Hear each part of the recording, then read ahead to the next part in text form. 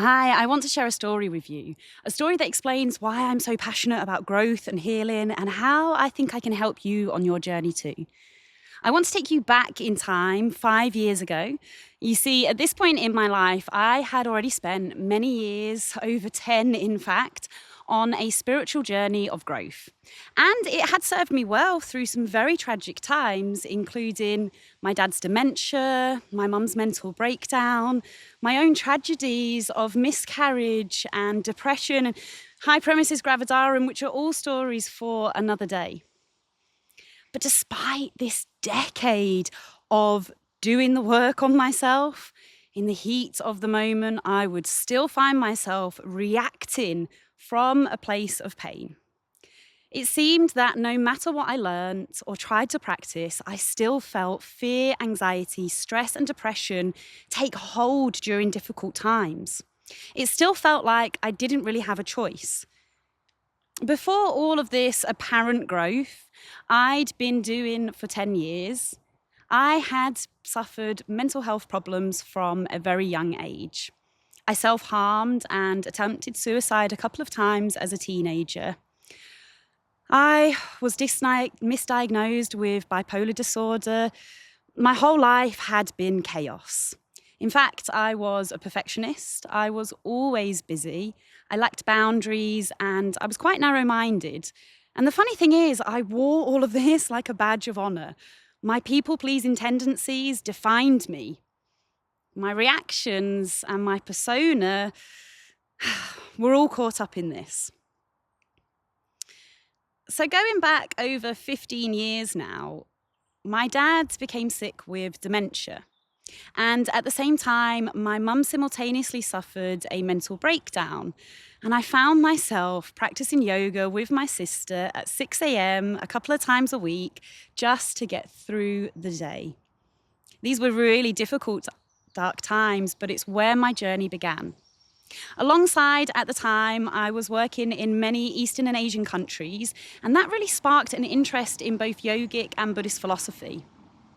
I was working hard through the principles. And as I said, after 10 years of study, I thought I had a pretty good grasp on myself. It's quite a feat, really, a decade of doing the work under my belt. But old habits die hard. And as I learned, time actually has no measure on this path. Because only 5 years ago, on one day in particular, here I was, spending energy trying to control that which was out of my control again. Always for my own safety and security, but I again found myself getting caught up, emotionally worked up more and more as the seconds passed. Again, I felt like it was out of my conscious control. It was only 8 a.m. and my husband and I had been arguing. In fact, we hadn't stopped arguing from the night before. Truth be told, that's all we did at the time. He'd been sleeping on the sofa for probably 3 months at least, and this constant state of tension had become somewhat normal for us. But this morning in particular, I was filled with unmanageable rage and despair and pain, I guess. We had come to a head, and I found myself doing what I'd always done. Push away the people I love, put the emotional wall up, and barricade myself behind it. I was always the one that thought I was better off by myself. In a moment of reactive despair, I shouted to my husband, "I want you to leave and not ever come back." Now, I don't think I actually meant it, but not deep down, I guess. But I think I was just tired of him not taking us seriously. Sick of alcohol and music taking priority over me and our son.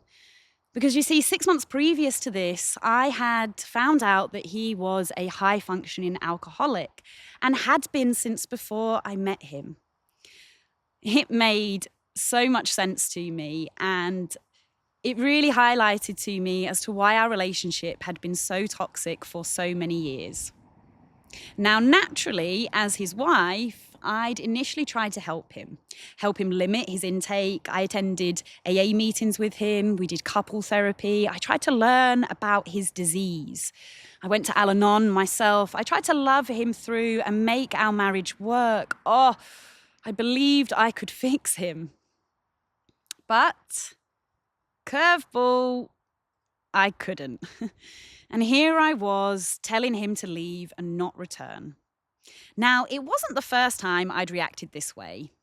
In fact, my whole life had been defined by my reactive behaviour. And to my surprise, he actually did. He took his wedding ring off, he slammed it down on the ground, and he literally just left with no intention of coming back. Now, I was absolutely sure he'd be back. We'd have arguments like this before, and I thought, oh, okay, he'll come back with his tail between his legs. But in that moment, I didn't really care. It was different. It wasn't just about me. We had a son together. I'd put up with this tumultuous relationship for years, arguments late into the night, going round and round in circles with no solutions ever to be found.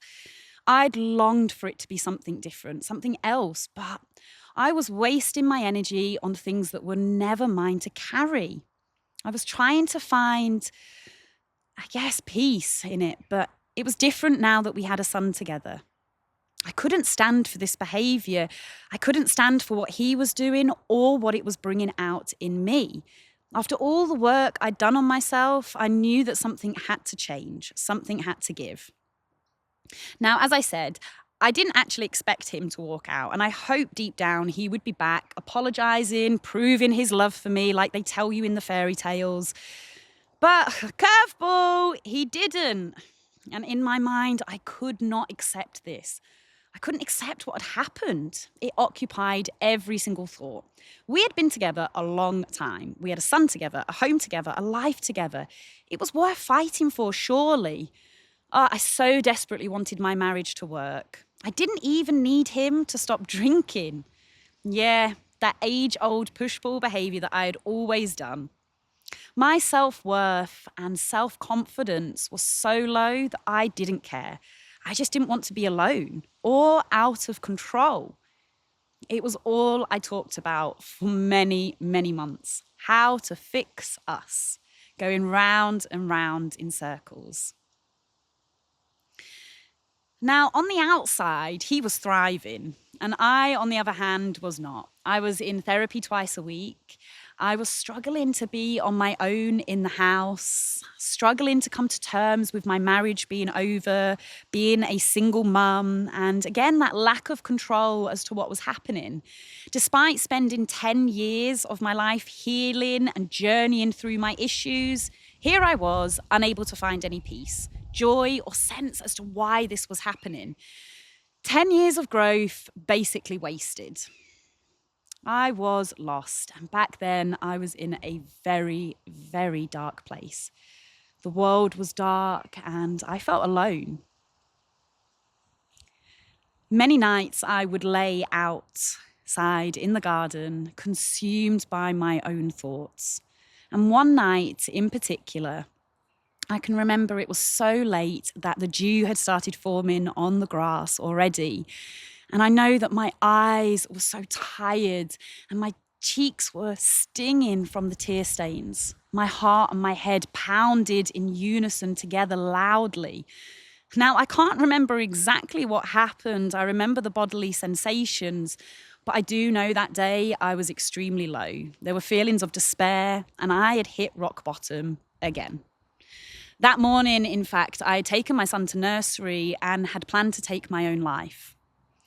Somehow, the day had escaped me in autopilot in mundane mum jobs. And before I knew it, I'd picked my son up from nursery, I had him fed, bathed and in bed, and here I was laid outside again in my garden, Groundhog Day all over again. Ruminating over what he was doing, what I could do better, how this had happened and why it was happening to me and what I could do to try and save the situation.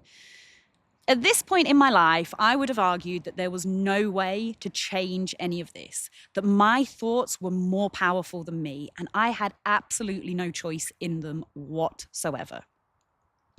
Now, as I gazed up at the sky, laid on my back, there was a single star that started to emerge from the blanket of clouds, and it was so bright and dazzling. It gleamed, and I was hooked like a magpie to this beautiful bright light. It was drawing me in. And I remember shouting up to the sky, help me, please. Yeah, I know. My neighbours must have thought I was crazy. They probably did well before that. And hey, maybe I was at the time. But I continued to shout, I need you. My son needs you. Please help us. Please wrap your love around us. Please comfort us. Please help us through this. We need your support. I didn't know who I was shouting to. Maybe my dad, who had passed away a few years ago, a God that I didn't really believe in. Have you ever found yourself praying because there is literally nothing else you can do? Turning to the skies for help because there's so much despair. It's so deep that you're asking for help. Praying because there is no other option. Yeah, well, that's where I was.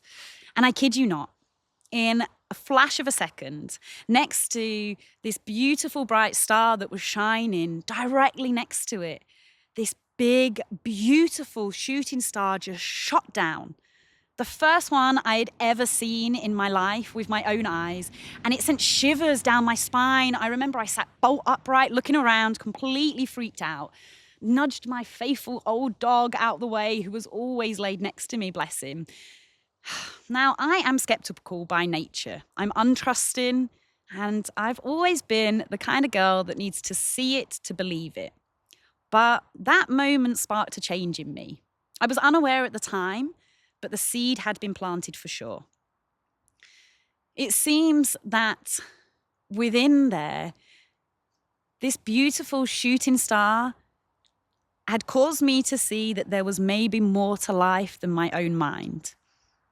Now, as time went on, I continued with therapy. I discovered that I had abandonment issues, rejection wounds from my childhood.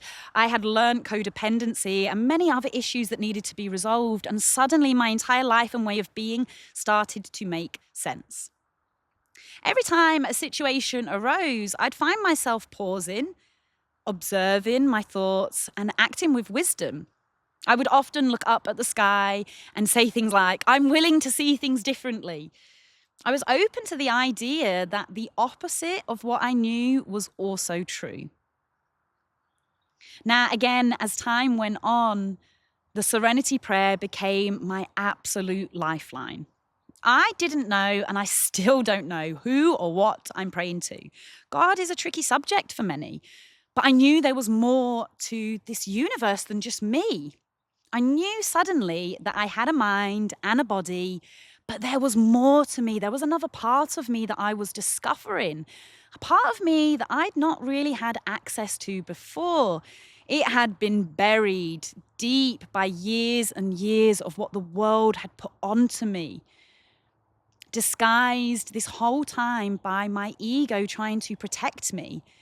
And now I was intrigued. I got to know myself very intimately, all about myself, my hopes, my fears, my triggers, my dreams, how my body responded to stress, and what my own habitual patterns of the mind were. I was honest with myself, the good, the bad, and all the messy bits in between. It wasn't comfortable, but I had a choice to pick my hard staying the same as I was, or hard in transformation and changing. I opened up. As I said, that shooting star was the only thing that managed to crack my defensive cold heart open. When my husband's behaviour was hurtful, I didn't react. I somehow found myself wishing him well and peace and joy. I knew somehow that regardless, I was going to soar because I was choosing to. For the first time in my life, I recognised that I had the power within me all along. That I was who I'd been denying and waiting for all this time. I was able to know and hold myself safe in this knowledge that the universe was always delivering her best to me. And somehow that became a mantra for myself as well. As I began to open up, I could now see the signs flying in. Now, they were bizarre and so often and specific that I could no longer just put it down to subconscious awareness or coincidence. And all this pain that I had been feeling, I found that I wasn't avoiding it or reverting to old toxic negative behaviors. I was transmuting it into love, into joy, into hope. I was alchemizing my own wounds into sources of strength and vulnerability. So I leant in and I felt it all. I allowed my body to feel and experience the rawness of its aching after being denied for so many years. I uncovered what we call in yoga samskaras, habitual patterns of the mind. And once I knew them, I had a choice. I could choose. Suddenly, I had free will. There was an option that I hadn't seen before. Finding the observer of the mind was pinnacle for me. And I learned how to calm my inner storms, making peace with my ego, knowing it was there, doing its best for me, but I didn't always have to go along with the stories it was saying. I realized all along that I had been my problem, and therefore I was my solution. Now, I had to go deep within.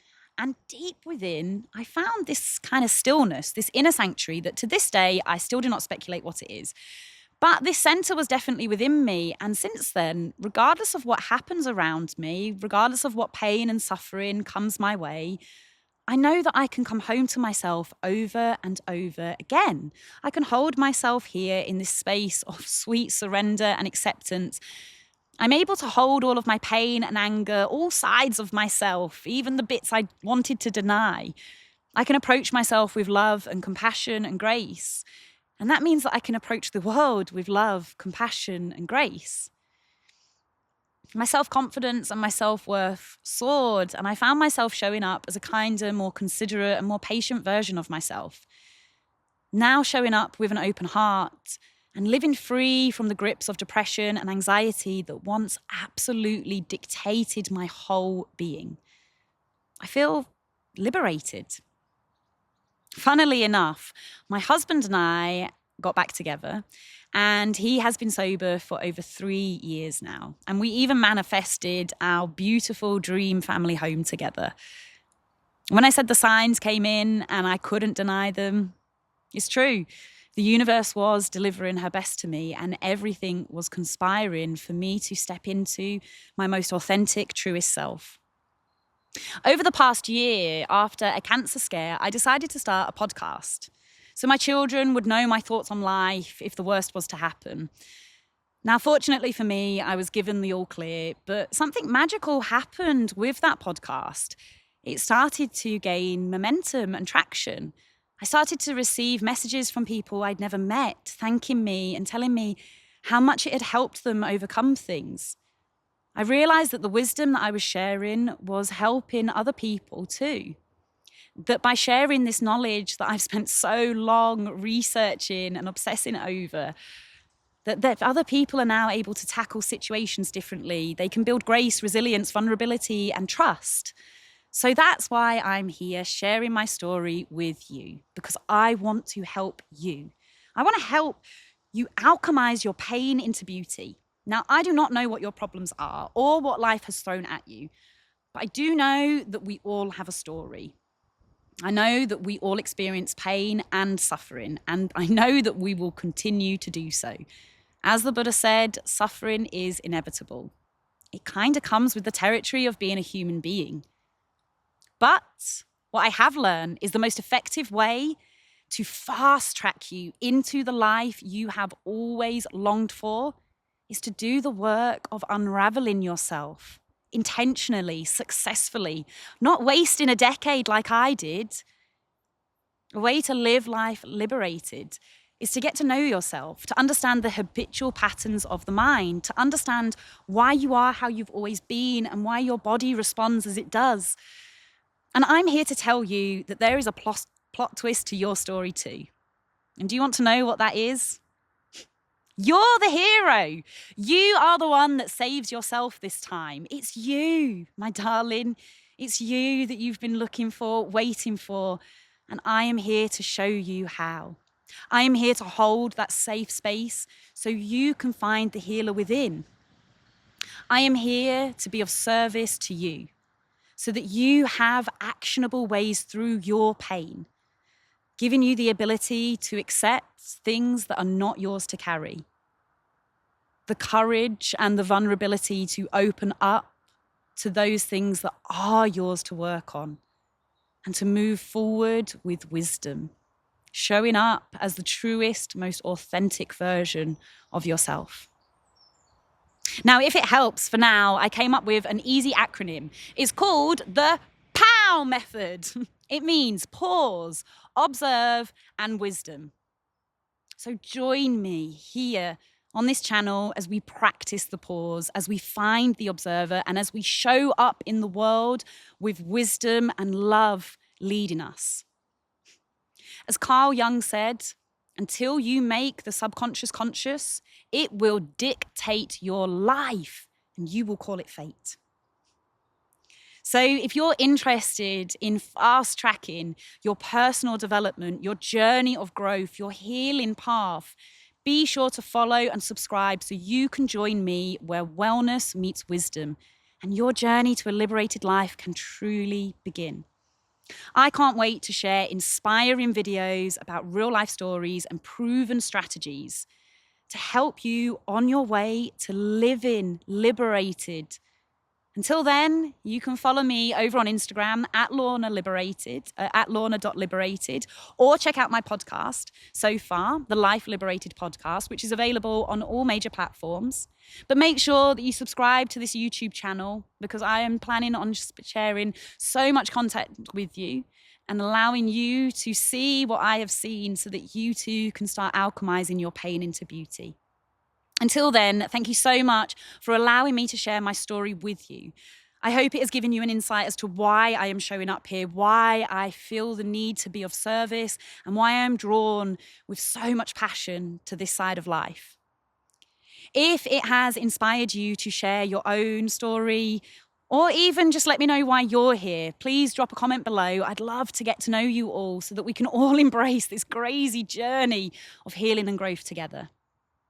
Until next time, thank you again for listening, guys. I hope you have a beautifully liberated day.